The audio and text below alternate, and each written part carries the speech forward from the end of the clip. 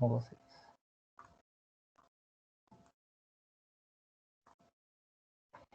Vamos lá, nós vamos falar um pouquinho de computação em nuvem, porque quando a gente acabar essa parte, aí a gente vai lá para a nuvem, certo? Então, o que a gente vai falar um pouquinho aqui agora? Antes que a gente comece a mexer na nuvem, a gente precisa ter alguma noção básica aí de o que é a nuvem, como que funciona, e quais são os termos relacionados com computação em nuvem, né? Que é o que a gente vai falar hoje. A gente vai falar hoje de maneira geral ainda, nem tem tanto a ver necessariamente com o IoT, não. Porque o IoT, hoje em dia, né, muitas soluções de IoT usam a nuvem como uma ferramenta. Né? Então, a gente vai falar um pouco de nuvem. Depois a gente vai falar um pouco de nuvem para IoT, especificamente. Mas primeiro, hoje, é nuvem de maneira geral. Né? A gente ouve falar muito em nuvem, né? Para quem não tem noção aí acho que, o que é exatamente a nuvem. A nuvem nada mais é do que um monte de servidores que tem espalhados em data centers pelo mundo. Né? O que isso difere do que a gente tinha antes de existir, essas chamadas soluções em nuvem? É porque agora essas soluções, na verdade, elas automatizam bastante a forma como você pode disponibilizar recursos para os clientes. Então, até algumas décadas atrás, aí, se você queria, sei lá, se eu queria prover algum serviço para clientes meus, se eu tinha um site, alguma coisa assim, eu tinha que ter servidores.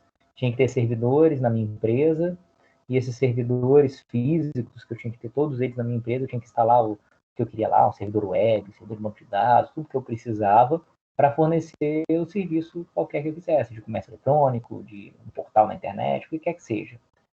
Depois de um tempo, surgiram algumas empresas que começaram a falar, pô, o cara não precisa ter tudo isso, o cara pode comprar servidores e colocar aqui na gente. E aí eram empresas a gente chamava empresas de colocation, que você pegava, você tinha duas formas de fazer, ou você pegava o seu hardware, você comprava os servidores, só que em vez de você ter um data center, você botava no data center dos caras, os caras administravam o seu servidor, administravam assim, garantiam que ia ter energia, rede, né, refrigeração, essas coisas, e você cuidava do computador, dos servidores como um todo. E também eles tinham normalmente servidores próprios que você podia alugar deles. Pagava por mês lá e você usava os servidores deles lá. Né? Ou servidores virtuais também, às vezes. Né? Às vezes ele pegava o servidor, dividia em vários pedacinhos lá, pegava um servidor virtual e usava. Chamado VPS, Virtual Private System. A computação em nuvem veio para pegar toda essa solução que já existia e permitir que você tivesse acesso a esses servidores que estão em data centers, alugasse eles, mas de uma forma muito mais dinâmica. Né? Até essa época aí eu tinha que falar com o cara, eu preciso de um servidor com tantos GB de RAM, tantos processadores, aí o cara pegava, toma aí o servidor, instala o que você precisar aí e tal. Hoje em dia na nuvem é muito rápido, eu chego lá e falo, eu quero criar um servidor Windows ou um servidor Linux, em pouquíssimos segundos ou minutos o servidor está pronto para você usar, com tudo já prontinho para você usar. Ou então você fala assim, eu preciso de uma instância de um banco de dados MySQL, ou de um banco de dados SQL Server, ou de um banco de dados Oracle, e pronto, ela fica pronta para você usar, sem precisar administrar servidor nem nada. Então, ele permite que você tenha acesso a recursos de uma forma muito automatizada. E esses recursos ficam espalhados em servidores, normalmente esses grandes provedores de nuvem, servidores espalhados pelo mundo inteiro. Né? Isso foi muito, essa automatização que a nuvem traz, de você poder com muita rapidez criar servidores, criar serviços, né, plataformas que a gente fala, isso foi muito impulsionada pela difusão da virtualização. Porque você configurar uma máquina física demora muito, mas criar uma máquina virtual é muito rápido. Vocês viram aí, depois que vocês baixaram a imagem da máquina virtual que eu disponibilizei para vocês, vocês colocaram ela no ar, subiram ela muito rapidinho, né? Então, se você tem essa imagem numa rede local lá, você pegar ela e subir um servidor novo é muito rápido. Botar ele para funcionar. A ideia dessa possibilidade de você criar máquinas com muita rapidez em ambiente de nuvem é justamente para você poder justamente para você poder criar não, para você poder atender a demandas, né, por recurso de uma forma muito rápida. Então, você tem muita flexibilidade para aumentar a capacidade sua de atendimento aos serviços, aumentar a quantidade de servidores que você tem atendendo alguma coisa e reduzir também quando você não precisa mais desses servidores, né? Aqui tem alguns exemplos de cargas, né, de demandas que vão variando ao longo do tempo. Tem uma coisa é você ter o seguinte, eu tenho uma empresa aqui, eu tenho aqui um servidor aqui que eu tenho, sei lá, meus 50 funcionários que usam ele aqui, um sistema interno de controle de estoque, sei lá o quê. Tá, você não vai ter, a demanda é constante. Você tem 50 pessoas mexendo o tempo todo, acabou, e ninguém mexe, né? Eu tenho, no máximo que eu vou ter momentos em que eu tenho menos gente usando, à noite ninguém está usando, mas assim, eu tenho um pico muito bem definido, porque é o número de funcionários que eu tenho. O problema é quando você está fornecendo serviços, por exemplo, para a comunidade, para as pessoas, né? Para clientes fora da sua empresa, que aí você pode ter momentos de pico. Uma Black Friday, você vai ter momento de pico, ou um momento que você fez alguma promoção, ou durante o dia tem muita gente usando, durante a noite não tem, ou um serviço que você forneceu, tipo, na hora que o cara abriu o Uber lá, ele tinha pouco cliente, de repente o negócio começou a crescer, e você tem um crescimento rápido, que você precisa de cada vez mais servidores para poder atender. Tem a cargas imprevistas. Eu estou falando de Black Friday é uma carga prevista. Todos os caras que fornecem tem e-commerce, né, comércio eletrônico na internet, sabem que no dia, lá na Black Friday, a demanda vai crescer, ele vai precisar atender mais gente.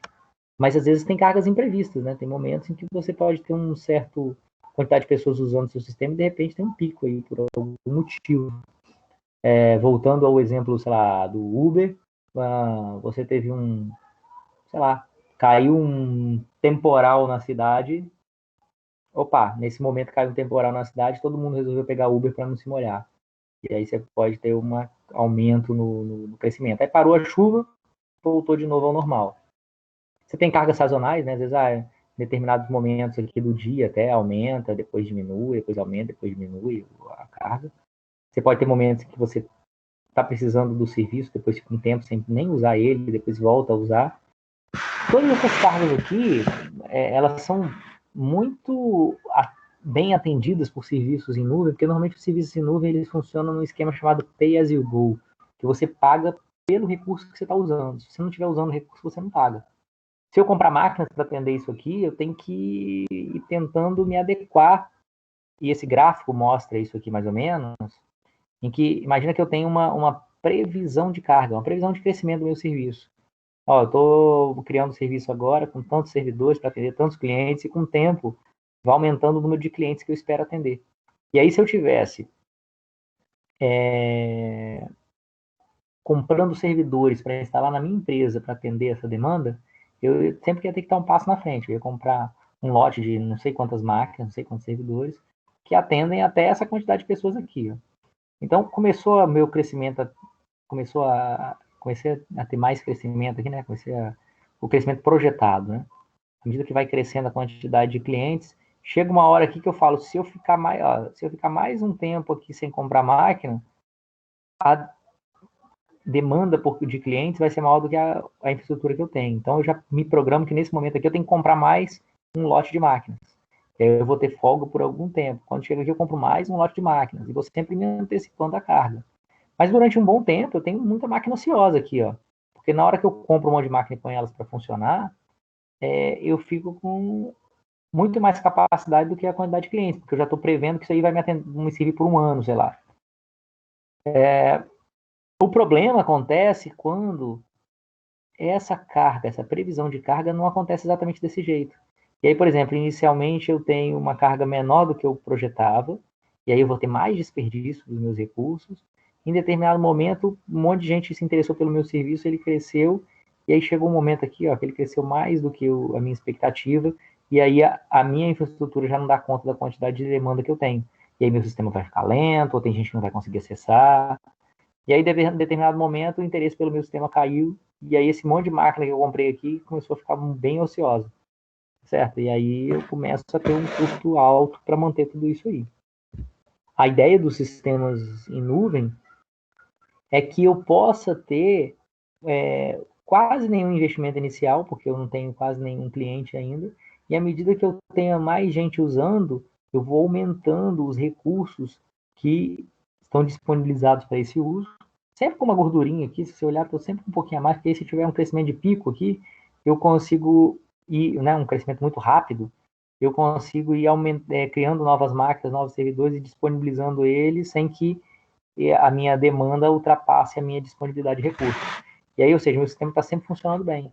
E se em um determinado momento a demanda cai muito, as máquinas que eu tenho disponíveis para esse serviço também podem ser desalocadas, podem ser liberadas. E aí você paga exatamente pelo que você está usando. Tá certo? Então a ideia é que o cliente pode provisionar recursos computacionais, servidores, espaços de armazenamento, instâncias, né, de bancos de dados e coisas assim.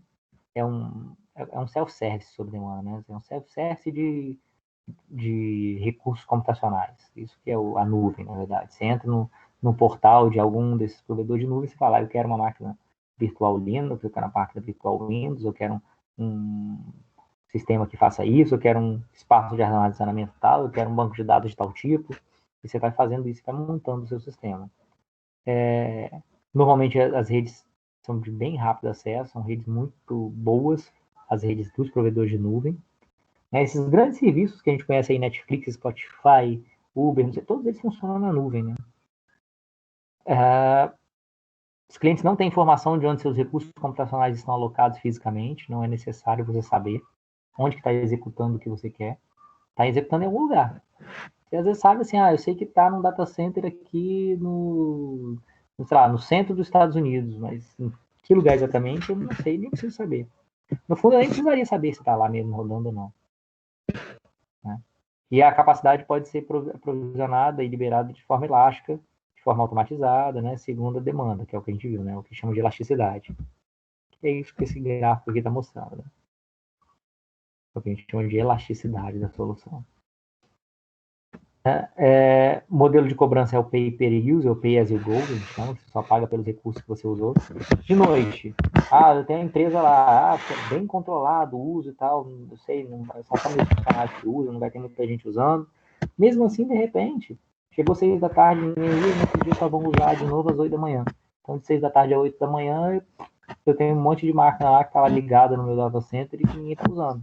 Se tivesse na nuvem, eu podia, de repente, desalocar todas essas máquinas e aí 8 horas da manhã aloco elas todas de novo e começo a pagar de novo por elas. Tem um exemplo de escalabilidade que é o que o Facebook usa, né? Ele dá isso como exemplo, que é de uma empresa chamada Animoto, que era uma startup que tinha um serviço para upload de música, imagem, vídeo, né, videoclipes e tal, e que você pegava essas músicas, essas imagens que você fazia upload e criava videoclipes a partir deles. Então, no começo, essa empresa tinha mais ou menos 5 mil usuários por dia que usavam o serviço dela. E aí, teve um momento que ela iniciou as atividades no Facebook. Isso tem bastante tempo já, ó, em 2008. Mas é um exemplo legal. Em 2008, eles começaram a oferecer o serviço da Nimboto via Facebook. E aí, o número de usuários, em 3 dias, ele subiu de 5 mil usuários para 750 mil usuários por dia. Né, com picos de acesso de quase 25 mil usuários por hora. Ou seja, cresceu pra caramba em 3 dias só. Se eles tivessem todos os servidores deles na própria empresa, tivessem comprado servidores para atender os clientes na empresa, eles nunca iam conseguir, servidores próprios, eles nunca iam conseguir, em 3 dias, deixar de atender 5 mil usuários e atender 750 mil usuários. Não iam ter máquina para isso, certamente. Então, eles tiveram que aumentar o número de servidores, que eles tinham 30 servidores para atender os clientes, para mais de 3 mil em 3 dias. De 30 para mais de 3 mil. Né? E eles funcionavam na Amazon, né, que era o provedor de nuvem que eles usavam. E aí eles tinham um custo de $10 por servidor por hora. Quando a demanda reduziu, eles também reduziram automaticamente o uso de servidores na nuvem. Aqui tem um gráfico que a Amazon disponibiliza, que era o seguinte, ó, mostrando como que o número de servidores, essas instâncias de AC2 são servidores da Amazon, como que ele tinha aqui mais ou menos aí uns 30, 40 servidores, que nem eu falei. Aí quando ela iniciou no Facebook, ela deu um pico de uso, até 5.000 instâncias e tal, depois diminuiu um pouco de novo. Então, em poucos dias aqui, você estava de quase nada, de pouquíssimos servidores, para um pico aqui de perto de 5.000 servidores, né, para atender todo o serviço. Beleza? Foi só um exemplo. E aí vamos começar a falar um pouco sobre os tipos de nuvem que a gente pode encontrar por aí, né? A gente tem 4 tipos de nuvem principais.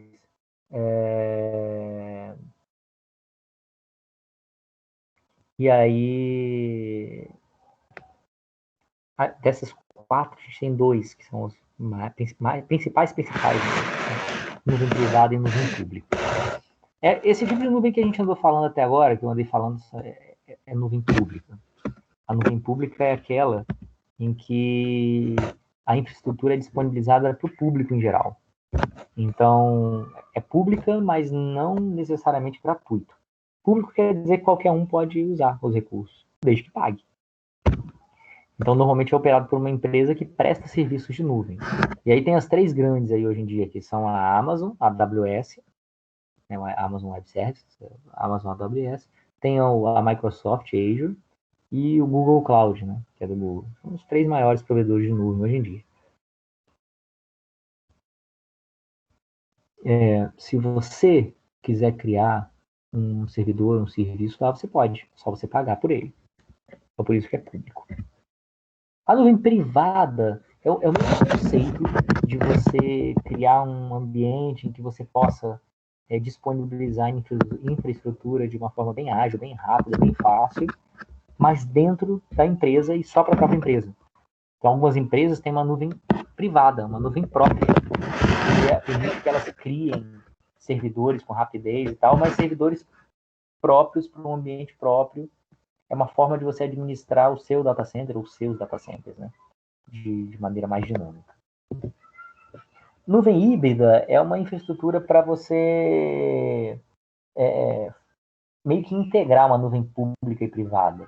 Tem algumas empresas hoje em dia que têm nuvens privadas, tem nuvem pública, alguns serviços eles deixam na nuvem pública, alguns deixam na nuvem privada, e eles têm uma ligação entre a nuvem pública e privada, por exemplo, quando ele vai criando servidores na nuvem privada, que é a nuvem com as máquinas dentro da empresa. E aí, num determinado momento, você vai criar novos recursos, pede novos recursos para a nuvem privada, e a nuvem privada não tem, ou seja, já consumiu todos os recursos, automaticamente esse recurso que você pediu vai ser criado lá na nuvem pública. Então, quem permite que essa integração entre nuvem privada e pública aconteça é uma infraestrutura que a gente chama de nuvem híbrida.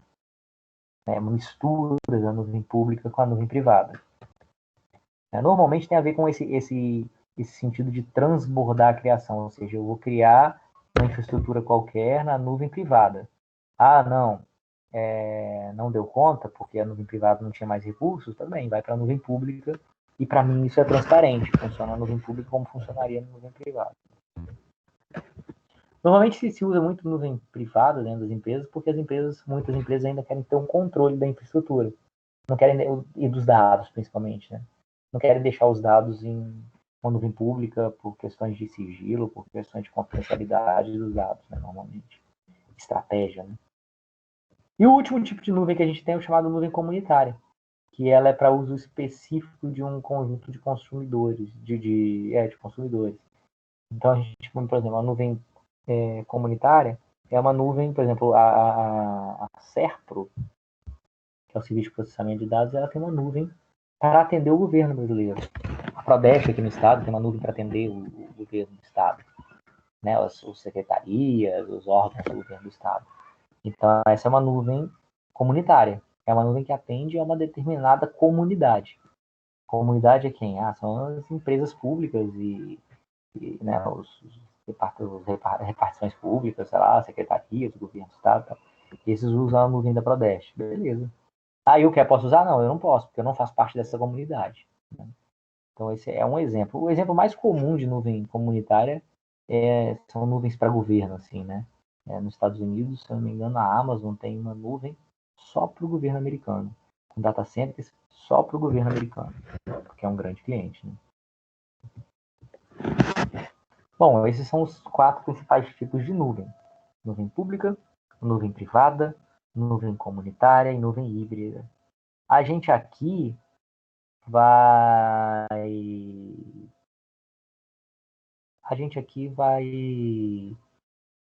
usar, né, as chamadas nuvens públicas. Né? Nuvem privada a gente não vai usar, não. A gente não vai construir uma nuvem, a gente não vai construir uma nuvem na Faesa, né? A gente vai usar serviços de nuvem pública, né? Mais especificamente, a gente vai utilizar o Google Cloud. Vamos lá, vamos continuar então. Vamos falar sobre os modelos de serviço, as formas como eu posso consumir serviços, né, dos provedores de nuvem, né? E aí a gente tem uma classificação nos tipos de serviço, os 3 principais, que foram classificados por um órgão americano chamado NIST. Ele foi lá e classificou os tipos de serviço, e é uma classificação que é usada no mundo inteiro por todo mundo, né, dos modelos de serviço, que são chamados SaaS, PaaS e IaaS. Software as a Service, Platform as a Service e Infrastructure as a Service. E então, nessa forma de pirâmidezinha aí, porque justamente a gente vai ver que um tipo de serviço é montado em cima do outro tipo de serviço. Né? A ideia, vou voltar aqui primeiro.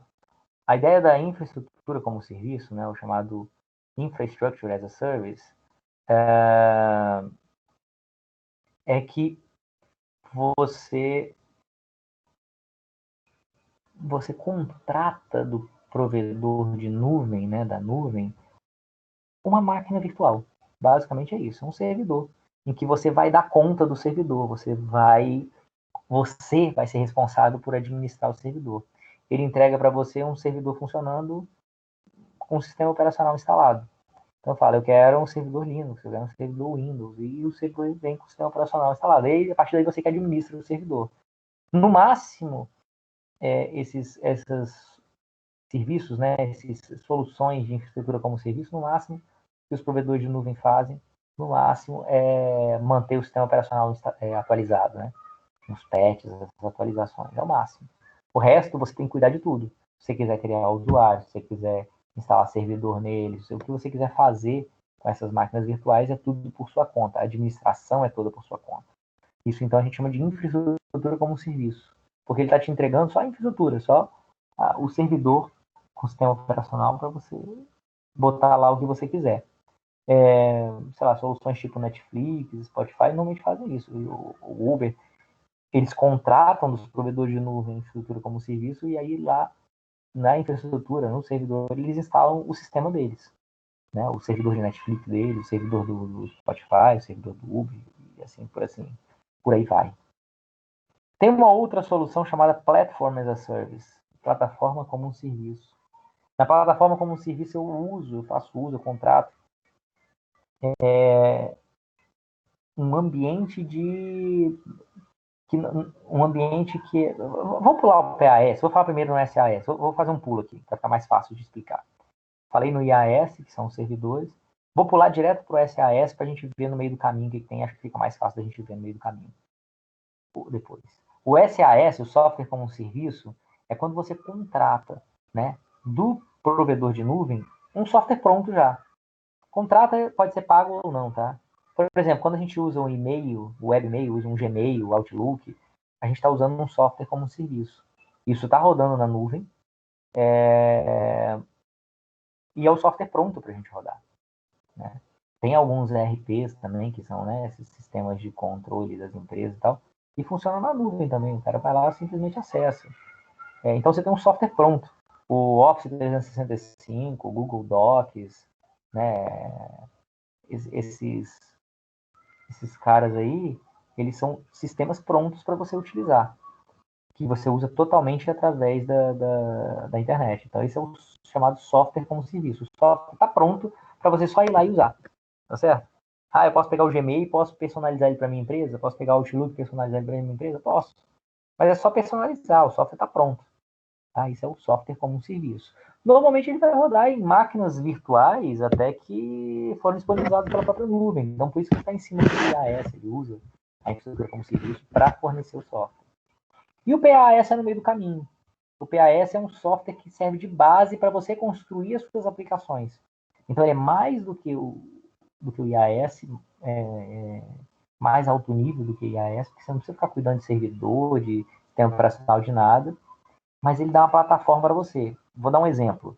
Um banco de dados como serviço. Eu posso ir lá e contratar um banco de dados da nuvem. O banco de dados, eu vou usar o banco de dados. Eu vou ter um usuário e senha lá, espaço para armazenar dados no banco de dados, mas eu não sei em que servidor que está. Se o servidor onde esse banco de dados está instalado é Linux, é o Windows, se está atualizado, se não está. Eu espero que esteja. Isso é por conta do provedor de nuvem. Ele vai me entregar a solução de banco de dados para eu usar. E aí o banco de dados por si só não é um software, ele é uma plataforma, é uma ferramenta para eu utilizar nos softwares que eu vou desenvolver. Então eu vou desenvolver minhas soluções de software como serviço que vão usar plataformas que a nuvem provê para mim. Para eu não ter, por exemplo, que contratar o servidor e eu instalar o servidor de banco de dados e eu administrar o servidor de banco de dados. Não, deixa isso por conta da nuvem. E aí eu contrato a plataforma como serviço. E aí da plataforma eu posso ter um serviço de banco de dados, eu posso ter um serviço de execução de Python, de PHP, dos sistemas web que eu vou colocar lá, para eu não ter que contratar um servidor, instalar um servidor de banco de dados lá, um servidor web lá, instalar o suporte à linguagem de programação Python, PHP, para eu deixar no sistema. Não. Eles têm a plataforma toda prontinha já para isso. Para você executar o seu PHP, para você executar o seu Python, para você... E aí você tem as coisas já mais resolvidas para você não se preocupar com detalhes de infraestrutura. Muitas vezes você quer. Se você quiser, você usa o IAS. Se você não quiser, você usa o PAS. E o SAS é o software pronto já. Esse PAS, esses três termos aí são muito usados e muito reconhecidos no mundo inteiro, tá? Comercialmente, hoje foram criando outros hoje em dia, né? Tem, por exemplo, eu falei com vocês que o banco de dados como serviço é um tipo de PAS, mas é um PAS, né? Mas em alguns lugares eles chamam de DBAS, Database as a Service. É um tipo de plataforma como serviço, mas eles dão um nome diferente às vezes, né? De PAS, de DBAS. E vão ter outros nomes também de AAS que se coloca aí comercialmente para vender, para ficar mais explícito para quem está comprando o que ele está comprando, né? Mas esses são os três básicos aí. Aqui, ó, tem até uma figurinha que explica um pouco sobre isso, né? Que fala assim que na TI tradicional, quando você tem servidores na sua empresa, o que está de azul aí é o que é responsabilidade do cliente, o que está de cinza é o que é responsabilidade do provedor de nuvem. Quando você tem um servidor na sua própria empresa, você tem que cuidar de tudo, desde a rede, do storage, né, do armazenamento, os dados, servidores, a parte de virtualização, sistema operacional, os dados, as aplicações, tudo você que tem que cuidar. Quando você contrata infraestrutura como serviço, a parte física, redes, armazenamento, quais servidores, virtualização, uma parte do sistema operacional, tudo isso por conta do provedor de nuvem. Você cuida mais da parte do software que vai rodar naquele servidor. Quando você contrata a plataforma como serviço, nem do sistema operacional mais você cuida. Não cuido nem mais do sistema operacional, nem nada. Eu cuido só dos dados e da aplicação. E quando eu contrato um software como serviço, nem da aplicação eu cuido mais, eu só uso ela. A administração fica toda por conta do provedor de nuvem.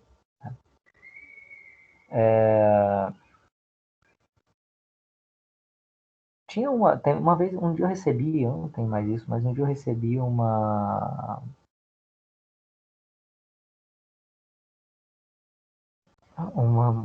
negócio no WhatsApp, né? Uma sacanagemzinha lá, um desses memezinhos lá, e fazia uma comparação entre computação em nuvem e churrasco.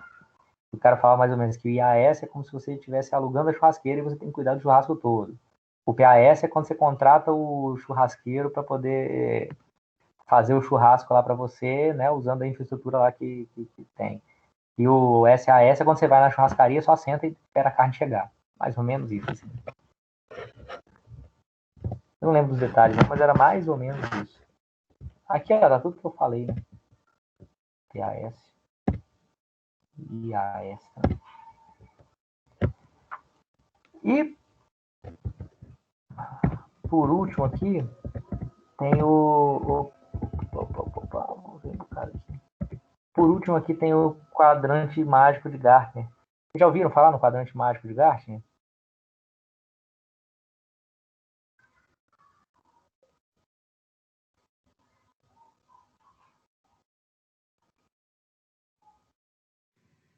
Sim. Conheço esse nome, não. Então tá, alguns conhecem, alguns não. Então vamos falar um pouquinho o que é ele. É legal vocês saberem de qualquer forma. O Gartner é um instituto, o Instituto Gartner, que ele faz aí anualmente, ele faz um relatório de tudo na área de TI, assim, de tudo, como é que está o mercado em várias frentes aí na área de TI. Então ele fala, por exemplo, como é que está o mercado de computação em nuvem, como é que está o mercado de redes, como é que está o mercado de segurança da informação, como é que está o mercado de sei lá, de fornecedor de servidores, como é que está, sei lá, o mercado de inteligência artificial. Então ele tem gente, esse é um instituto que tem gente, contrata gente para ficar só monitorando o mercado, só ver o que as pessoas estão lançando, o que estão fazendo, quais são as tendências de mercado, e no final ele gera um relatório, e tem várias empresas que assinam esses relatórios. Então, um relatório com textos, explicando o que tem de novo. Se eu assino um relatório de computação em nuvem, ele vai periodicamente me mandar dizendo o que tem de novo na computação em nuvem, para onde que está indo, o que tem avançado, aonde que tem sido as apostas, qual é a previsão de futuro, tudo isso. Por que isso? Para os gestores das empresas poderem acompanhar o que está acontecendo no mercado sem precisar acompanhar o dia a dia do mercado. Né? O cara, às vezes, ele tem o negócio lá mais mastigado do que está acontecendo. Ele não tem que ficar monitorando por conta própria. Pode parecer preguiça, mas às vezes um gestor lá, o cara tem que tentar monitorar como é que estão as soluções de rede, como é que estão as soluções de nuvem, como é que estão as soluções de segurança, de antivírus, de firewall, de não sei o quê. Ou se ele, às vezes ele monitorar isso tudo é difícil. Se ele contrata isso do Gartner, vem esse relatório para ele, sempre dizendo quais são as tendências, ele só tem que se preocupar em ler o relatório, principalmente do que interessa a ele naquele momento aí, de onde ele está pensando em investir, pode até ajudar ele a ver o que ele está precisando de renovar no parque, essas coisas assim. E aí, o relatório do Gartner, ele é um texto gigante, e vem junto também uma representação no quadrante mágico, que eles chamam de quadrante mágico. O quadrante mágico do Gartner é uma forma gráfica, bem visual, de você representar como que está se comportando o mercado naquele momento. Então, por exemplo, esse aqui é o quadrante mágico para computação em nuvem, de 2018, o relatório desde 2018. Mas esse mesmo conceito aqui se aplica às várias áreas que eles monitoram. Né? Então, a ideia é o seguinte, eu tenho uma área aqui dividida em 4 quadrados, né? E esses 4 quadrados, eles estão assim, estão distribuídos da seguinte forma. No eixo vertical aqui, representa a habilidade de executar alguma coisa, a habilidade de você colocar em prática as soluções que você acha que podem ser boas soluções em computação em nuvem, nesse caso. Por exemplo. E no eixo horizontal é a completude da visão, ou seja, o quão completa é a solução ou que o provedor visualiza como uma boa solução de computação em nuvem. Né? Então, baseado nisso, por exemplo, esse quadrante aqui do inferior esquerdo, eles são das empresas que têm uma visão mais limitada das soluções em nuvem, ou seja, eles não estão preocupados em fornecer solução para tudo, é uma solução mais com um escopo mais bem definido, mais bem limitado, e a habilidade deles de executar também não é muito grande, porque eles estão focados naquele nicho de mercado, por isso que eles são niche players, aqui são players de nicho, né? Eles são fornecedores para nichos de mercado. Então, se você olhar aqui, por exemplo, tem a nuvem da Oracle, que tem alguns serviços adicionais, mas ela é muito focada em sistemas de banco de dados, em serviços baseados nos bancos de dados da Oracle. Então, ela é muito voltada para nicho de mercado, para quem precisa de uma nuvem essencialmente para armazenamento de dados em banco de dados. Aí, a nuvem da Oracle pode ser uma boa. Da Alibaba é uma nuvem que está começando aí, na China está crescendo e tal. Daqui a pouco ela pode crescer um bocado aí, mas ela ainda não tem tantas soluções assim. E a IBM também tem uma que é muito para alto desempenho. Quando você quer um processamento de alto desempenho, você quer fazer renderização de imagem, você quer fazer simulações, coisas assim, a nuvem dela tem muitas soluções para isso. Todo um resto de, vou só criar um servidor web para botar um comércio eletrônico, eles fornecem também, mas não é o foco deles. Né? Subindo aqui, né, eu tenho o quê? Eu teria, né? Que eu não tenho nenhum, mas se tivesse alguém aqui, eu teria os chamados os desafiadores, os challengers. São os caras que têm habilidade para construir, eles têm uma estrutura ferrada lá, eles podem fazer muita coisa, mas a visão deles, o que eles enxergam como soluções de nuvem é mais limitado, por exemplo, do que o todo. Então, sei lá, imagina que eu tivesse aqui entrasse aqui agora não sei, esses grandes players de mercado já estão aí fazendo nuvem, né? Que é o Google, a Microsoft, a Amazon. Mas sei lá, imagina que a Apple resolveu montar uma nuvem dela lá, né? E aí ela não faz muita coisa ainda, ela está muito voltada para atender as pessoas que mexem com Mac, mexem com iPad, com iPhone e tal, mas ela tem uma habilidade executável, ela faz os serviços são redondinhos, funciona tudo que é uma maravilha, não sei o quê, e eles poderiam fazer muito mais, só não fazem porque esse não é o foco deles. Então talvez eles estivessem aqui nos desafiadores, que naquele nicho ali eles são quem manda, eles são bicho, eles que ninguém tem igual a eles não, ninguém tem solução igual a eles, porque eles têm a habilidade de executar muito boa, mas eles têm uma atuação limitada, e seria que eles estariam aqui. Aqui embaixo no campo de visionários são os caras que eles têm uma visão muito boa de tudo que pode ser feito, eles só não têm perna, não têm recurso para fazer tudo ainda. Eles, no futuro, esperam ter uma solução muito completa, mas por enquanto nem tudo está completo ainda. Então são chamados visionários, porque eles vislumbram um futuro cheio, uma solução bem completa, mas por enquanto não é ainda, porque eles não têm recurso para isso. Normalmente eles são provedores e tal, que estão começando ainda, né? E os chamados líderes são os caras que têm uma visão bem completa da solução, ou seja, eles e conseguem fazer isso. Eles têm uma visão assim, eu vou oferecer uma solução bem completa, com tudo que é necessário, e eu consigo fazer isso porque eu tenho recurso para fazer isso. Né? Não é à toa que eu sou Google, Microsoft e Amazon. Né? E aí, quanto mais aqui para cima e para a direita, maior a capacidade, né, maior a visão deles, mais completa é a solução e melhor a habilidade de executar. Então aqui, por exemplo, está mostrando aqui que o grande líder no mercado de nuvem é a Amazon, né, com a AWS. Logo depois vem a Microsoft, que começou, a Amazon foi a primeira provedor de nuvem. Depois veio a Microsoft veio, ficou atrás durante muito tempo, mas tem crescido um bocado aí no mercado corporativo. E o Google está aqui por último, mas ele vem crescendo muito nos últimos anos. Né? Ele está aqui em 2018, eu acho que ele já subiu um pouco aqui. Esses três são os grandes que dominam o mercado hoje em dia. Tá? A gente vai usar aqui o Google, que é o retardatáriozinho aqui, mas ele, apesar de estar retardatário aqui, na parte de OT ele é muito bom, ele funciona muito bem. Então a gente vai usar ele aqui. Beleza? Nas nossas soluções. Não a partir da semana que vem, a partir do mês que vem, um pouquinho mais para frente, né? Primeiro a gente tem que acabar essa parte do nosso laboratório, né? Que a gente está fazendo agora. Dúvidas aí, pessoal, sobre esses conceitos aí de computação em nuvem? Deu para entender aí também o quadrante mágico de Gartner, que não é uma coisa específica de computação em nuvem, mas é útil para vocês aí.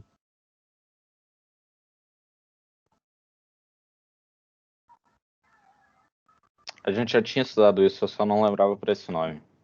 Depois que você começou a explicar, eu comecei a lembrar. Não, tranquilo, que bom. Bom que é sempre bom dar uma refrescada, né? Bom, a gente vai... Opa. A gente vai falar aqui, né? Falei aqui sobre nuvem. A gente vai continuar falando sobre nuvem, mas agora aqui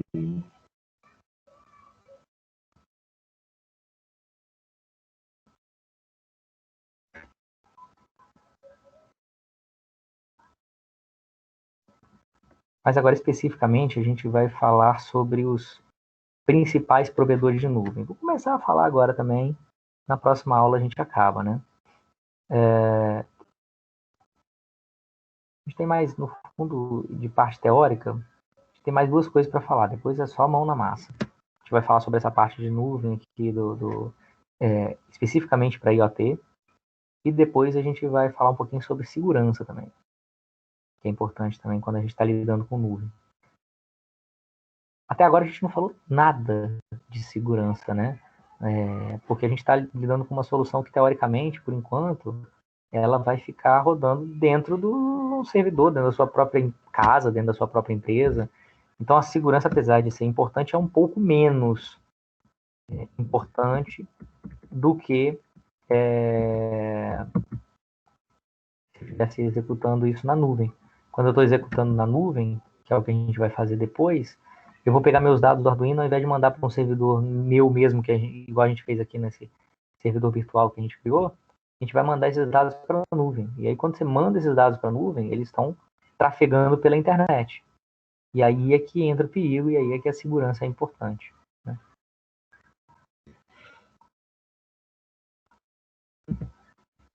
Então, a gente vai falar um pouquinho sobre a parte de IoT na nuvem. Né?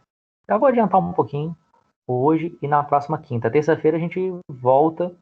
Só aproveitar, então, antes de falar isso aqui, eu vou dar o recado.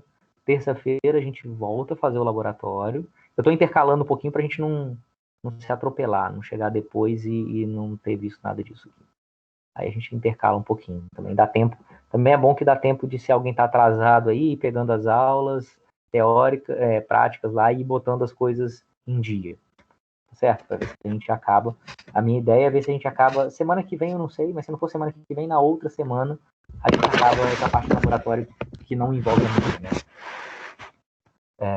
Para isso, para terça-feira, eu preciso que você esteja com o Arduino com o cabo de rede, quem ainda não comprou o cabo de rede lá, que eu já tenho algumas semanas que eu estou falando, né? Terça-feira a gente vai finalmente usar o cabo de rede, tá? Para poder ligar o Arduino no computador. Então, quem não comprou ainda, por favor, compre aí. Tem inúmeros lugares aí que você pode achar isso. Hoje é tão fácil achar um cabo de rede, acho que é capaz de ir no posto de gasolina você achar lá na loja de conveniência. Não é tanto não, mas eu já vi em supermercado, eu já vi até. No supermercado só se estiver lá, não vai no supermercado não, porque de repente você vai lá, não vai ter, vai ainda me culpar, né? Mas no, sei lá, Calunga da vida assim, tá indo. Acho que uns R$10 aí custa um cabo de rede. Vamos lá então. Dado o recado de ter o cabo de rede, vamos falar um pouquinho sobre a nuvem, mas agora no olhar da internet das coisas, né? Do IoT. Já falei que os principais provedores de nuvem que a gente tem, mas a gente vai falar mais principalmente nesses três maiores, né? Na Amazon, na Microsoft e no Google, né? Todos eles têm serviços de IoT muito equivalentes aí, o que a Amazon tem, o que a Microsoft tem, o que o Google tem. Vou falar um pouquinho sobre as soluções de IoT que eles têm. A gente vai ver que eles são muito parecidos entre si, certo? Vamos lá, então. Vamos falar um pouquinho sobre cada uma dessas, sobre a AWS. Hoje não vai dar tempo da gente falar nos três, não. Hoje a gente vai falar sobre, acredito que não, mas a gente vai falar pelo menos sobre o AWS, talvez sobre a Azure.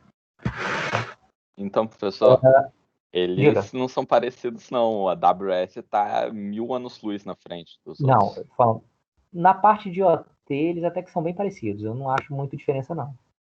A AWS, ela tem uma solução muito mais completa em tudo.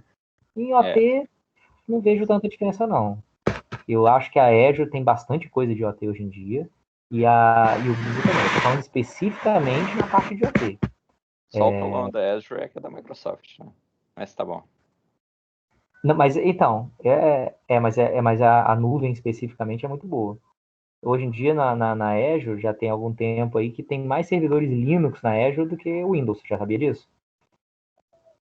Desde o ano passado retrasado que teve isso, que o número de servidores Linux rodando na Azure é muito maior do que o número de servidores Windows. Então, apesar de ser Microsoft, já não é Windows necessariamente. Entendeu? A AWS, na minha visão, ela tem um probleminha também para a gente trabalhar aqui academicamente, que eu não gosto muito, que é o seguinte, eu já tive problemas com a Amazon nesse sentido. A gente aqui vai criar uma conta gratuita para vocês usarem. A conta gratuita, mais lá para frente eu vou falar sobre isso com vocês, eu só adiantar um pouquinho. A conta gratuita, você precisa de um cartão de crédito para poder fazer ela. Eles não cobram nada do cartão de crédito. O cartão de crédito é só para você não sair. Porque se eles não cobrarem um cartão de crédito para botar lá, você poderia, por exemplo, criar uma conta gratuita, começar a usar os serviços todos gratuitos, e aí quando acaba você vai lá e cria outra conta gratuita. Então, o cartão de crédito é meio que uma forma de dizer o seguinte, ó, de alguma forma eu estou controlando aí, você botando o número do cartão. Não é um controle aí extremamente rígido, mas eles pedem para você cadastrar um cartão de crédito. E aí funciona o seguinte, por exemplo, no Google Cloud, eles te dão 12 meses para você usar de graça, com crédito lá, né? Não é de graça do jeito que você quiser, não. Eles te dão um crédito lá de não sei quantos reais para você, e cada recurso que você usa lá tem um custo. Então você tem 12 meses para poder consumir esse crédito que eles te dão. Então, durante 12 meses você não paga nada, desde que você não ultrapasse esse crédito que eles dão lá de, acho que hoje dá 1.000 e poucos reais, acho, uma coisa assim. E você tem 12 meses para usar esse crédito. Apesar de você ter botado o cartão de crédito lá, eles não vão te cobrar um centavo. Quando passarem os 12 meses, ou se antes dos 12 meses você consumir todo o crédito, eles vão te mandar um e-mail e vão dizer o seguinte, olha só, sua assinatura gratuita expirou, acabou. Ou porque você passou os 12 meses já, ou porque você usou todo o crédito. Você quer continuar usando o serviço, só que agora pagando? Se você quiser, entra lá na nuvem, tem um lugar lá que você diz que eu quero. E aí eles começam a cobrar do seu cartão.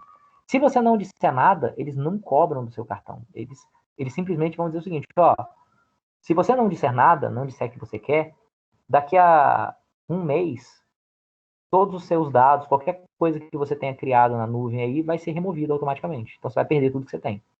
Então eles não cobram automaticamente. Eles te dão a possibilidade de você continuar usando a infraestrutura do jeito que você estava, com tudo lá do jeitinho que estava, você começando a pagar. Ou se você não quiser pagar, eles vão remover tudo lá automaticamente e você já era, perdeu tudo que você tinha lá. Porque você não quis continuar pagando. Então você não tem que ser preso. A Google funciona assim, a Azure da Microsoft também funciona assim. Eles não cobram nada de você se você não for lá explicitamente disser, eu quero ser cobrado. Né? A Amazon não faz isso não. A Amazon, ela tem o período de graça lá também. Ela te dá um crédito e tal. Mas se você usar alguma coisa fora daquilo ali, eles começam a cobrar no seu cartão. Então, eu acho um pouquinho mais perigoso, assim, não me agrada tanto para usar academicamente. Se você vou usar comercialmente na minha empresa, beleza, você já sabe que você vai pagar desde o começo. Mas você vai usando a conta gratuita, você tem que tomar um monte de cuidado. Eu já tive problemas aí de usar, e aí usou uma coisinha mais lá, aí começou a cobrar. Porque como a gente está fazendo, a gente faz testes, acontece às vezes sem querer, da pessoa fazer alguma coisa errada, sei lá, e criar um recurso muito maior do que eu que era para criar, e umas coisas que iam cobrar centavos por dia, acaba cobrando dezenas de dólares por dia, porque a pessoa configurou um negócio errado. Tá certo? A grande vantagem, na minha opinião, da Azure e do Google Cloud, é que eles vão...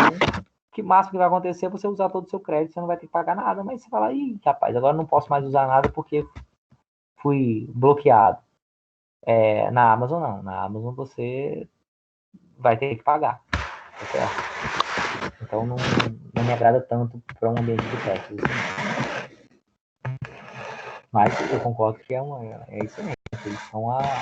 Eles são líderes de mercado, né? Eles são a solução líder. Mas a gente vai falar sobre as soluções de IoT que todos os três oferecem, e vocês vão ver que são muito parecidas na parte de IoT especificamente. Né? No todo, eu concordo que eles têm muito mais soluções para as coisas lá. Mas os outros estão chegando muito perto. Aos poucos estão chegando bem perto. Aí. Isso aqui são as soluções que eles oferecem para IoT. Tem um monte de nomezinho aqui, a gente vai falar sobre cada um deles. Os nomes das soluções nos vários provedores de nuvem são diferentes, né, obviamente, cada um dá o seu nome, mas no fundo fazem coisas muito parecidas, né?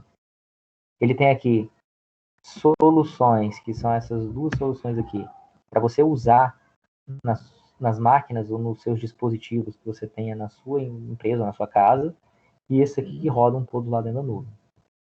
Então ele tem basicamente esses dois caras aqui para você instalar nos seus dispositivos. O primeiro deles é o chamado Amazon Free RTOS. RTOS é Real Time Operating System, sistema operacional de tempo real. É um sistema operacional para alguns microcontroladores, para poder tratar eventos que precisam ser tratados com muita rapidez, tem todo um conceito por trás de sistema operacional de tempo real. Sistemas operacionais tipo Linux, Windows, macOS, que a gente está acostumado a usar, são sistemas operacionais que funcionam no esquema que a gente chama de melhor esforço. Eles fazem o melhor possível para os seus programas rodarem bem. Mas eles não podem te garantir, por exemplo, que o programa vai tomar uma ação no mínimo em tantos milissegundos. Imagina que você liga uma plaquinha no seu computador para ela controlar alguma coisa. Um processo qualquer industrial, sei lá.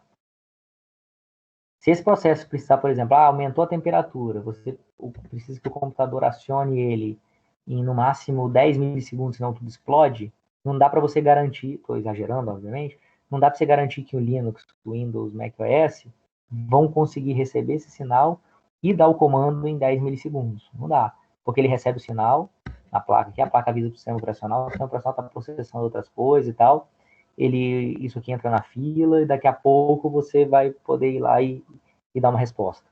Você não tem a garantia de um tempo, né? Quando você tem um sistema operacional de tempo real, Real Time Operating System, qualquer que seja, tem alguns, né? Esse aqui é o da AWS, para rodar em dispositivos pequenos, você consegue dizer o seguinte, esse processo aqui, esse programa aqui, ele tem que dar uma resposta em, no máximo, 10 milissegundos. E aí o sistema operacional vai dar um jeito de botar ele na frente de todo mundo para ele responder em no máximo 10 milissegundos. Claro que o sistema operacional não vai fazer mágica, ele vai dar essas garantias dentro dos recursos que ele tem de memória, de poder de processamento e tal, mas o sistema operacional normalmente ele consegue estimar isso aí e dar uma resposta muito boa. Então, para tratar em ambientes de produção, sistemas de tempo real muitas vezes são muito usados, né? E o FreeRTOS é um desses, para você usar em dispositivos aí. Tem uma outra solução deles que se chama AWS. Esse aqui é o único que não é todo mundo que tem. Esse aqui, que é o próximo, que é o AWS IoT Greengrass. Greengrass é grama verde, né? Isso aqui, assim, todas as soluções de nuvem têm alguma coisa parecida com essa aí. Com outro nome, eles chamam às vezes de IoT Edge ou outra coisa assim, mas é o mesmo conceito. Esse Greengrass é um intermediário entre o dispositivo e a nuvem. Você tem, por exemplo, seus dispositivos lá, seus Arduinos lá coletando dados, ou seus Raspberry Pi coletando dados, não importa. Esse cara é um intermediário. Em vez de todo mundo mandar os dados para a nuvem, todo mundo manda os dados para esse intermediário. E esse intermediário pega esses dados todos que estão sendo coletados pelos diversos dispositivos que você tem espalhados na sua empresa, na sua casa, onde quer que seja, e ele manda para a nuvem. Então, para que você pode ter esse cara aqui que faça esse trabalho de intermediário? Primeiro, para não ter, se eu tenho, sei lá, 20 Arduinos espalhados controlando um monte de coisa, eu não ter esses 20 mandando coisas para a nuvem. Primeiro que, na verdade, Arduino normalmente não consegue mandar para a nuvem, acho que eu já comentei isso para vocês. O Arduino ele é um dispositivo, Arduino e outros equivalentes, eles são dispositivos que têm uma capacidade de processamento muito baixa. Eles não conseguem processar muita coisa. Então, uma das coisas que eles não conseguem processar é todo o cálculo necessário nas soluções de criptografia de dados. Então, os Arduinos normalmente não conseguem trabalhar com criptografia de dados. E aí, mandar a nuvem, normalmente os provedores de nuvem, eles exigem que os dados sejam mandados com criptografia. Então, Arduino, normalmente você não consegue mandar dados direto para a nuvem. Então, o Raspberry Pi consegue. Então, se eu quiser que o meu Arduino mande dados para a nuvem, que a gente vai fazer, por exemplo, eu vou precisar de um servidor intermediário, de alguém que faça esse processo intermediário aí, que colete os dados e mande para a nuvem. Eu posso criar o meu servidor intermediário, ou eu posso usar, no caso da AWS, esse AWS IoT Greengrass, que ele pode, além de pegar os dados e simplesmente mandar para a nuvem, ele pode fazer algum processamento local desses dados. Ele pode já tomar algumas decisões localmente, sem precisar mandar para a nuvem. Ele pode, inclusive, tomar algumas decisões, tipo, faz isso, faz aquilo, localmente, para tomar decisões mais rápidas, porque quando você manda o dado para a nuvem, ele demora, tem um atraso, né? O tempo de envio pela internet, para chegar na nuvem, para você processar, para você dar alguma resposta. Então, não dá, por exemplo, para você mandar um dado para a nuvem de temperatura, pressão, vazão, de, sei lá, de alguma coisa numa caldeira e para, em determinadas condições críticas, a nuvem tomar a decisão se deve, como que ela deve ajustar os parâmetros da sua caldeira lá para poder não explodir. Ou mandar fechar um registro porque subiu tudo muito rápido. Não dá para fazer isso na nuvem, porque entre você mandar o dado para a nuvem, isso ser processado na nuvem e a resposta chegar de volta, pode ter passado mais tempo do que o máximo que você suportava antes de ter uma pane geral no seu sistema, antes de explodir a caldeira. Você tem que tomar, às vezes, atitudes rápidas. E aí, as atitudes têm que ser locais, não podem ser na nuvem. A nuvem, normalmente, é para você ou armazenar dados históricos da sua planta, da sua produção, ou para você fazer ajustes de longo prazo. Ou seja, eu estou coletando dados de temperatura, pressão, umidade, tem um modelo lá que eu consigo analisar como é que está a minha eficiência na produção e eu consigo ajustar ao longo do tempo os parâmetros da minha produção lá, a melhor temperatura, a melhor pressão, a melhor vazão, esse conjunto de coisas para que eu tenha mais produtividade na minha planta. Posso usar aí algoritmos de inteligência artificial, posso usar uma série de coisas para poder tentar ajustar os parâmetros da minha produção. Mas aí, se eu demorar 1 hora para ajustar um parâmetro ou alguns minutos, não tem muito problema, ninguém vai morrer por causa disso. Eu só estou tentando maximizar a minha produção, estou tentando otimizar a minha produção. E essas decisões podem ser tomadas na nuvem. Decisões ali muito rápidas de desliga a válvula tal, porque senão vai explodir tudo. Isso é uma decisão que tem que ser tomada localmente. Esse IoT Greengrass é um cara que pode tomar algumas decisões aí. E ele pode também pegar, então, os dados que são mandados para ele, o Arduino manda para ele a cada 30 segundos, por exemplo. Ele pode pegar esses dados e mandar para a nuvem, e agrupar e mandar para a nuvem só de, sei lá, de 5 minutos. Que a nuvem não precisa dos dados de 30 segundos. A nuvem, sei lá, de dados de 5 minutos, 10 minutos, às vezes são suficientes para montar um modelo, para tentar ver o que está acontecendo. Ele não vai tomar decisões muito rápidas, né? E aí essa possibilidade de você tomar algumas decisões localmente, algumas decisões na nuvem, essa possibilidade é conhecida de fog computing, que é a computação em fog. Fog em inglês é a névoa, né, a neblina. É a nuvem mais baixa, né? Então a nuvem está mais próxima de você, que está ali na sua empresa mesmo, funcionando. Esse é o que eles chamam de IoT Greengrass. Então é um cara que pode servir de intermediário aí. E aí, uma vez que ou o Greengrass mande para a nuvem, ou então os dispositivos mesmo mandem para a nuvem, se botar um Raspberry Pi aqui, ele pode mandar para a nuvem, isso chega na nuvem através de uma porta de entrada que é o chamado IoT Core. É a interface, é a porta de entrada na nuvem para receber, Core, né, núcleo em inglês, é um núcleo de IoT, para receber os dados dos seus dispositivos, né? Então, normalmente você pode mandar via HTTP ou via MQTT, que a gente especificamente vai usar o MQTT. Então, esse é uma solução que serve para poder receber os dados do seu dispositivo de IoT e mandar esses dados para as outras soluções de IoT que existem no ambiente de nuvem aqui da AWS. Então, ele que recebe e ele roteia, ele manda para os vários outros dispositivos, né? E aí eu tenho, por exemplo, o IoT Device Management, que é um cara que fica monitorando seus dispositivos de IoT para ver se está tudo funcionando. De repente tem um dispositivo de IoT que tem tempo que ele não manda nada para você, então você pode gerar um alerta dizendo, o Arduino 7 aí tem tempo que ele não manda nada para mim. Dá uma olhada lá que tem algum problema. Ou então eu fiz uma atualização no programa do Arduino, eu tenho uma empresa, meus, sei lá, 50 Arduinos rodando, em vez de eu ter que ir em campo e atualizar todos eles, eu posso, com esse cara aqui, de repente, remotamente, eu posso ir lá e atualizar o programa do Arduino sem precisar ir lá fisicamente no Arduino, no Raspberry Pi, posso permitir atualizações remotas do meu sistema. Tem esse AWS Device Defender, que é um cara que fica também monitorando os dispositivos de IoT, mas não para ver se eles estão funcionando, não para atualizar, mas para ver se o comportamento deles está do jeito que deveria estar. Como assim? Eu tenho um dispositivo que manda dados para a nuvem normalmente a cada minuto, de 1 em 1 minuto. De repente ele começou a mandar a cada 10 segundos, alguma coisa está estranha. Então ele está se comportando como ele não deveria.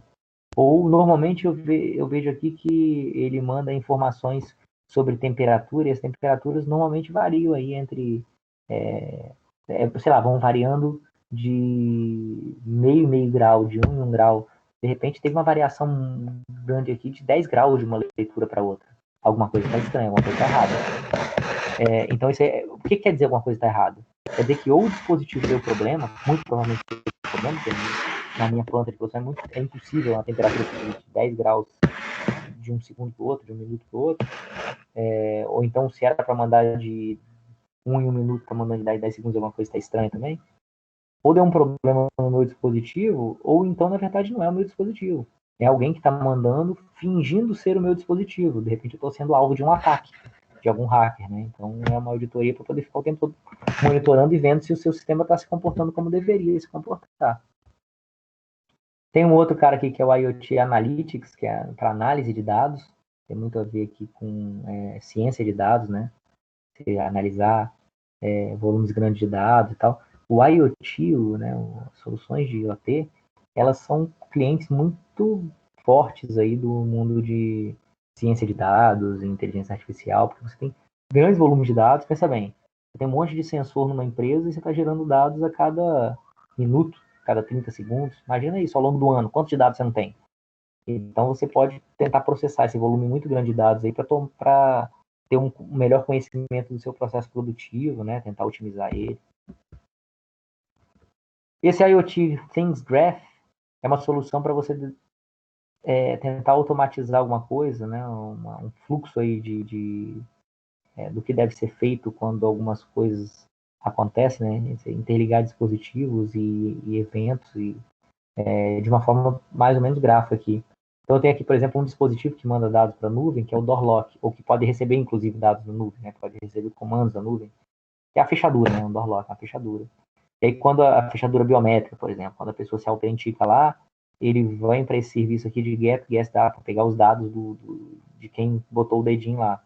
E aí, de acordo com quem botou o dedinho, ele vai lá e aciona o termostato para botar a temperatura da sala na qual o cara entrou na temperatura que ele mais gosta, o sensor de umidade, para se tiver uma umidade muito baixa, ele ligar o umidificador, pode ligar a Smart TV no canal que o cara mais gosta, pode ver o serviço de daylight, ver se está, né, em que hora do dia está, como é que está a luminosidade naquele momento, para poder acender ou não as luzes principais, para poder fechar as cortinas ou as luzes de leitura para ele poder acender e deixar o ambiente da gente mais agradável para a pessoa. Também pode ligar o rádio, que a pessoa gosta, não. E também pode ter ligar um difusor de aroma, dependendo da hora do dia e tal. Então você pode, claro que cada quadradinho desse tem uma programação interna aqui, dizendo, sensor de umidificação, se a umidade estiver abaixo de não sei quanto, aciona o umidificador. Aqui vai ter, se o dia tiver com a luminosidade maior do que tanto, acende as luzes principais. Se tiver menos do que tanto, acende as luzes principais. Se tiver mais do que tanto, fecha as cortinas. Se não, abre as cortinas. Então, ele tem alguma programação básica aqui. Mas a ligação entre esses módulos é bem fácil de fazer, normalmente de forma gráfica aqui, né? A programação e o controle das coisas, né? O IoT Events para tratar de eventos, né? Dependendo do evento que aconteceu, o que você faz, né? Com lógicas mais complexas de várias entradas. Se a umidade subir tanto, em pouco tempo a umidade estiver subindo muito, a temperatura estiver baixando muito e tal coisa também estiver acontecendo, faz isso ou faz aquilo. Então você pode criar lógicas mais complexas do que vai fazer. E o Sitewise é para você, quando você tem um volume muito grande de informações, ele ajuda você a estruturar. Quando você tem centenas de dispositivos espalhados, ele te ajuda a dar uma estruturada nos dados, na organização desses dados. Então, ele tem uma série de soluções prontas aqui. para a gente poder lidar com elas. Né? Mas se a gente olhar aqui rapidinho, a Azure, eu vou falar só na Azure hoje, que é mais rápido agora. Depois que eu falei primeiro, os outros ficam mais rápidos. A Azure, ela tem soluções parecidas com essa também, muito parecidas, né? A Azure começou depois da Microsoft Azure, começou depois da AWS, né, da Amazon. Ela começou, na verdade, porque ela começou a oferecer os serviços, que é o Bing, que é a busca da Microsoft, o Office 365, o Outlook.com. E depois ela começou a falar, opa, se eu estou oferecendo serviços para mim, eu vou começar a oferecer para todo mundo também. Né? No caso de IoT, isso aqui que é a solução deles de IoT. Esses são os ambientes de IoT deles. Se vocês olharem, tem uma parte aqui que é chamada IoT Edge Devices, que é a mesma coisa daquele Greengrass lá. Você pode ter uma certa inteligência aqui localmente, na sua própria empresa e tal, para você, algumas coisas você tratar localmente, não precisar mandar tudo para a nuvem. E você poder também agrupar as informações, mandar para a nuvem elas de forma mais agrupada. A mesma coisa que tinha lá na AWS, né? A Google Cloud também tem um cara muito parecido com esse. O que lá a gente chamava de IoT Core, aqui eles chamam de IoT Hub, que é o ponto de comunicação com o que fala MQTT e tal, para os seus dispositivos se comunicarem com a nuvem. É um ponto de entrada para a nuvem. E ele que manda para os vários dispositivos de nuvem, né? E aí ele tem o que eles chamam de Data Transformation, que é para você mexer nos dados de telemetria, converter unidade. Eu recebi a temperatura do sensor todo em Fahrenheit, eu quero automaticamente mudar isso para graus Celsius, para poder, antes de armazenar o dado. Eu quero combinar dados para poder armazenar os dados de uma forma combinada, sei lá. Isso aqui tudo é uma programação simples, com funções e tal, que a gente vai até falar nisso depois. Eu tenho aqui a parte de armazenamento de dados, que é o Warm Storage e o Cold Storage, que é para armazenamento de dados a quente e a frio. O Warm Storage são dados que são usados com muita frequência. Se pegar assim, sei lá, na empresa eu consulto os dados de IoT, meus sistemas consultam os dados de IoT do último dia, né, de hoje, com muita frequência. Toda hora eu preciso ver o que aconteceu ao longo do dia. Mas o que aconteceu de ontem para trás, ou principalmente da semana passada para trás, mês passado para trás, eles ficam lá, mas eu quase nunca acesso. Então eu posso armazenar aqui no que a gente chama de cold storage. Esse aqui ele é mais caro, obviamente, e mais eficiente. Então, você está toda hora acessando, é melhor pagar um pouquinho mais para ter mais eficiência. Esse aqui é mais ineficiente, mas em compensação ele é bem mais barato. Então, você vai armazenar dados históricos lá que você vai consultar só muito de vez em quando. Tem a parte de Stream Analytics, que é a parte de análise de dados também. Igual tinha a parte de IoT Analytics lá no AWS, que é responsável por analisar os dados e processar os dados.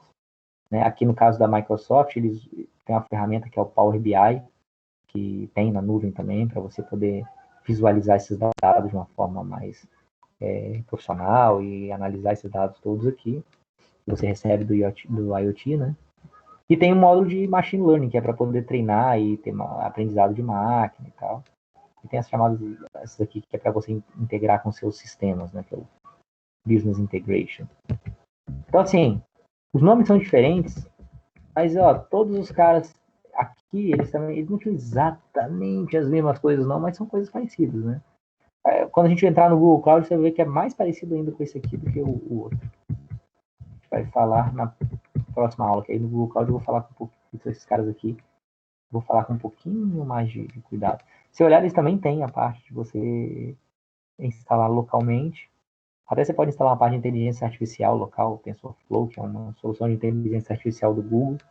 Mas na aula que vem a gente fala com isso aí com mais cuidado, porque esses aqui a gente vai tratar mais, a gente vai usar alguns desses caras aqui quando a gente montar a nossa solução em nuvem, logo em seguida. Beleza? É só para dar uma visão, um panorama. E aí na próxima aula na próxima quinta-feira, a gente fala sobre o Google Cloud. E aí a gente já pode até pensar na própria aula lá em criar uma continha lá, uma coisa assim. Bom, pessoal, vou fazer uma chamada rapidinho aqui, né?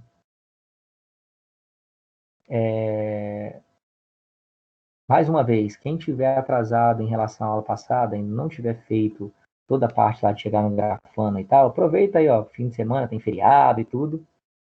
corre atrás, tem os vídeos estão lá, qualquer dúvida se tiver, também pode mandar no grupo de OT, não tem problema. Pra gente ficar em, ver se a gente para terça-feira tá em dia, e aí cheguem na terça-feira com o Arduino, o computador, o Arduino e o Arduino e o cabo de rede, pra gente poder fazer lá as coisas com o Arduino. Beleza? Só fazer uma chamadinha rapidinho aqui. Tá praticamente na nossa hora, né? Eita, peraí. Eu já me perdi aqui.